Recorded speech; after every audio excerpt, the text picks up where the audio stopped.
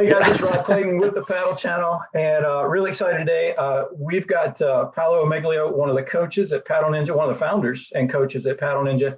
He's going to share today some various things. We're going to make a few episodes out of today's conversation, but right now Paolo is going to share top 3 tips for beginning downwind paddlers. Paolo? Yeah. So one of the things that I teach people when we're first getting them out on the water and is, how to feel the boat. Most paddlers are, and it's the nature of paddling, are rhythmic, right? They're 1, 2, 3, 4, 1, 2, 3, 4. And downwinding is as much about when you use your power to get on a wave as to when not to. And sometimes people pick the wrong point to put pressure on, and so they miss a lot of waves. So the first thing I try to explain to people is when the canoe feels the heaviest is when you paddle the hardest. So if you're thinking about your boat and this is your boat riding level and here comes the wave, right? And this is a wave that's in front of you. This is a wave that you're surfing, right? But the wave that's in front of you is shaped by the wave that you're going to surf. So you look forward and you read the backside of this wave. So when the wave comes and your canoe's up in the air like this is when the boat's going to feel the heaviest.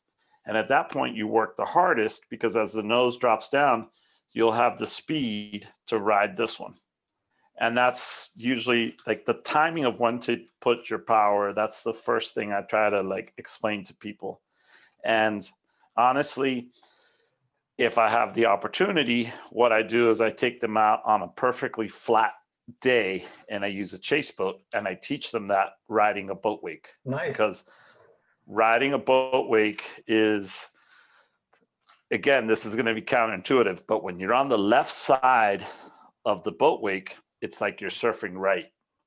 And when you're on the right side of the boat wake, it's like you're surfing left. And so if you learn how to ride both sides of a boat wake, you'll be more comfortable out in the ocean. Now, find, when you mentioned that, Paolo, question, do you find most people are more comfortable surfing one way than they are the other? Yeah, 90% of the people are going to be more comfortable surfing on the left side of the boat wake. Okay. Because the ama, the canoe wants to go right. And so, most people have a hard time now we're talking OC1, right? Right. But when you're on the when you're on the right side of the boat wake, so your boat's like this is the ama, this is the boat, and the boat wake is here, the ama is getting pushed up, right? And you're riding it so that you have to kind of surf away and cut back, and cut back. And you're always fighting your ama against the boat wake. And most people get squirrely because they don't want to flip, right? They don't want to get lifted by the wake. Exactly. Yeah. Okay. And that brings me to tip number 3. And tip number 3 is, again, it seems like showboating. Learn how to fly your ama. Oh, yeah. Learn how to fly your ama and do it on flat water days. So when you're out paddling and you're warming up, there's different drills that we can talk about, but learn how to lift your ama and set it back down. Learn how to get some boat speed and use your paddle like a right side ama and pick it up, glide, come down. It's going to improve your balance, because when you're surfing, you want to keep your body centered over your canoe as much as possible. And you'll see a lot of people, especially when they're first going out on the water, they're paddling like this. They're over here and their butt's hanging off this way, and they get off and their side hurts and their legs numb and all this stuff. It's because they're so afraid of flipping the canoe and they don't know how to catch the ama. So that's like one of the first, in fact, that's one of the first things I teach, like a paddler, period. Forget surfing. I say, let me show you how to catch your ama. Yeah. Because you can't be afraid of huliing, So you've been paddling OC1 how long? 15 years. 15 years. And so yeah, and do you huli? All the time. I think that's important for beginner OC1 paddlers to know that it's okay to huli, right? I mean, that's the best guys in the world Huli, and they Huli a lot because, I mean, for different reasons. I mean, they Huli because they're going for it, right? Like, you know, he'll probably text me and be like, "What the hell, man?" But like Jimmy Austin, who's, you know, a channel winner,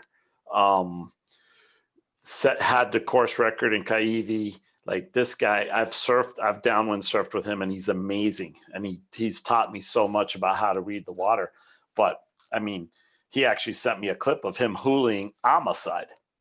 And I mean, because he was just letting it rip, right? Yeah. And if you let it rip, you're gonna Huli. Yeah. And you know, it's just part of it. And if you don't Huli, you're not trying. So it's like, you know, it definitely happens. And sometimes you Huli and it's a total garage sale, and that just means everything must go. I mean, your shirt goes this way, and your paddle goes that way, and your seat goes this way, and you better have a leash, you know. Yeah. Because that's at the end of the day, that's the most important thing when you're downwinding is a leash. Yeah, you really want to have that canoe with you when you're paddling your canoe, right?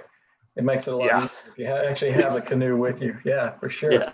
All right. Yeah. Well, yeah. So recap of your top three tips for beginning downwind paddlers. Do you remember all three? Yep. Yeah. Yeah. So learn when to apply pressure to catch a bump. Learn how to ride a wake. Practice whenever you can. Like if a boat's going by or a water taxi or something's going by, ride wake as much as you can. And number 3 is learn how to fly your ama. All right, great. Thanks for that. Hey, I'm going to mention too, you were talking about riding the boat wake. You guys Paddle Ninja just had last month had a downwind clinic in Miami, right? Yeah, it was great. And that's actually what we did. You know, Miami is a great destination for downwinding because it's in the wintertime. A lot of people don't know this, but the U.S. Olympic Sailing Center is here. Oh, really? And a lot of the East Coast, like Olympic hopefuls, they come here for sailing in the wintertime because we have good wind. So we get good downwinders. On this particular weekend, we had no wind, which actually I think because we had beginners was better. I built a 25-foot Boston Whaler that is perfect for creating a good wake. And it's a nice, stable platform to coach from. So what we did is we were teaching people how to ride the wake. And what happens is when you're in the chase boat in the Whaler creating the wake, and you get somebody surfing behind you, you kind of throw an S pattern at them. And what'll happen is when you turn like this, the wave will get flat. And when you come back, the wake comes back to them this way. And so then they have something to chase like you would in open water when you're downwinding, and they start to learn how to connect. So the first thing you do is you teach them how to get on the wake. And then the second thing you do is teach them how to cross back and forth. And then the third one is how to watch the water flatten out, carry your boat speed, and then look for the bump or the pregnant lady, some people will call it. And you look for the pregnant lady and you take the nose of the canoe right there, and then you're back on the bump. And that teaches you how to connect. You know? Nice. So you guys having more clinics this year and anticipate having more clinics this year? Yeah. You know, we're kind of getting the pulse of the country with what local municipalities are going to allow and not allow in terms of the numbers of people on the water. But the small intimate clinics where it's like 4 to 6 or 8 people, we will definitely be able to do all around the country. I mean, Danny in California, he's running his youth program, and those are, you know, small. Danny Ching. Danny Chang. Yeah. So he's running his programs down there, and you know, he keeps it into small groups. I think his biggest group is 8. Right. So he's able to, you know, keep the social distancing, be safe, because that's the most important part of this right now with the world being the way it is. The larger clinics are definitely going to take some planning and working with, you know, with the local authorities to see what's allowed. Yeah, what's allowed. I think by this summer, and I think by this summer things will be I think you're going to see a lot more team activities happening.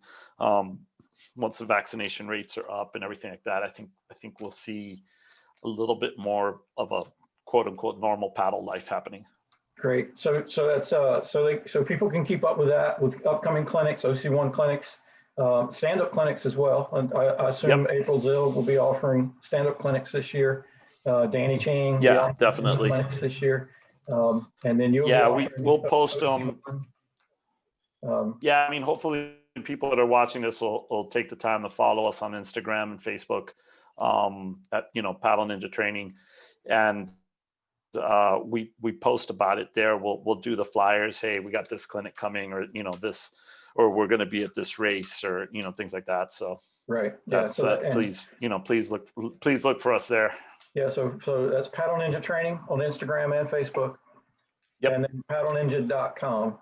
They can keep up clinics there and also sign up for your coaching service there, online coaching service. Yeah, I mean, the coaching service is what I tell a lot of people who haven't used any sort of coaching service right now is we have a 8-week program in there. We call it the 10K challenge. It's a really good program as an introduction to training because it's a short duration program and you can see results very quickly. I just had one of my paddlers, Beth, complete it, and she called me up and she's like, I don't know if I did good or if I did bad. And I said, well, what were your times? And her first 10K and her second 10K in comparable water and basically running the same course, she had a 3-minute improvement. Wow. And I said, if you were racing yourself, your first 10K versus your second 10K, you would have been on the beach opening the first beer by the time your first 10K crossed the finish line. 3 minutes is a long 3 minutes is a lot. Yeah. That's huge. Yeah. That's awesome. So, that's great. Yeah, so that's a really good one for people who are watching this that want to be like, yeah, I've never used a training program before, but sometimes you look at it and you're like 16 weeks, 22 weeks. Well, here's an 8-week program, and I guarantee you'll see, if you do it right, you'll see really good results. And it only comes to you a week at a time, so it's not overwhelming. I mean, it's a progressive training plan that comes to you a week at a time. Yeah. So, and I think it's important to mention too, it's not just beginner programs that you have at Paddle Ninja. I mean, you've got programs for paddlers of all levels and races of all distances, yeah? Yep. Yeah, okay, great. So, yeah, absolutely. I mean, whether you're like a 20-year-old or a 60-year-old, it doesn't matter. The programs, and the really good thing is that we have a blog within a forum within the platform. So you can be like, okay, I'm on this program, but I'm experiencing XYZ. So you contact us and you got, 4 very good coaches that can give you feedback and say, okay, look, you got to change this, or you need to sleep more, or you're over, because sometimes the answer isn't how you're following the program. It's what you're doing outside the program that is making you succeed or fail, because you're overtraining, you're undertraining, you're overeating, you're not eating the right stuff, you're not sleeping enough, things like that. And so here you got 4 coaches that you can deal with to say, hey, am I, like Beth asked me, was that a good result? I said, absolutely, that was a good result. She had no basis, but we have all the data of people that have done the training. And I told her, I was like, 3-minute improvement is huge. So I had somebody tell me once when it came to training, they're like, it's like magic. If you do it, it works. So with this type of progressive training, I mean, if people are consistent about it, and they're consistent about their recovery, then and I'm glad you brought that up, because what I've seen with paddlers, we love to paddle, right?